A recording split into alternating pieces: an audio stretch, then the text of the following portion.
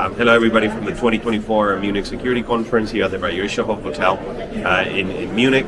We've been spending the weekend discussing and listening to policymakers and to academics and think tankers about the state of the world. And three main trends emerge here. One is that challenges in the global security space are increasing as we speak. So from the worsening of the war in Gaza to, of course, the continuation of hostilities in Ukraine to rising tensions in the Indo-Pacific. I mean, almost anywhere you look, there are new and persistent threats that we need to address.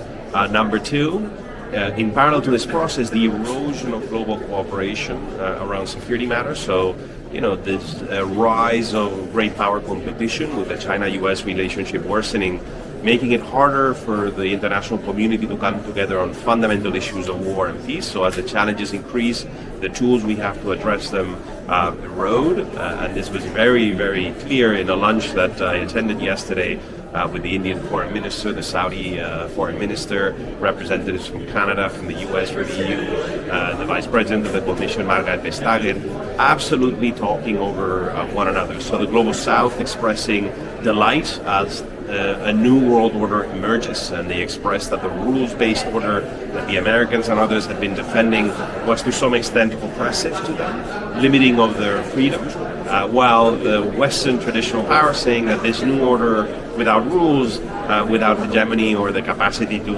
exercise hegemony in coalitions, is a disorderly world. So you can see that the environment is changing and nobody can really exercise power or coordinate others in action.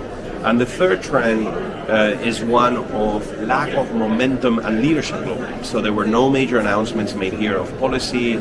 A lot of countries restating policies that have been implemented over the past few years that have not produced great results. A lot of calls for sending aid and weapons to Ukraine, but we know the Americans are having trouble doing precisely just that. So the idea that there's a loss of air and energy in the international community, and particularly in the West, when addressing these issues. It might be linked to the fact that the US is headed for very polemic and complicated presidential elections that might see, if there's a change in administration, a change in US foreign and security policy. So a lot of uncertainty that might be playing into this, but there's this clear sense that there's a loss of trust and of momentum in policy crafting in Western capitals and in the Western world. From IE, we run a big event, an important event for us on Friday here within the MSC on cognitive warfare. So there was a lot of discussion on how the mind is becoming a new domain for collision and how AI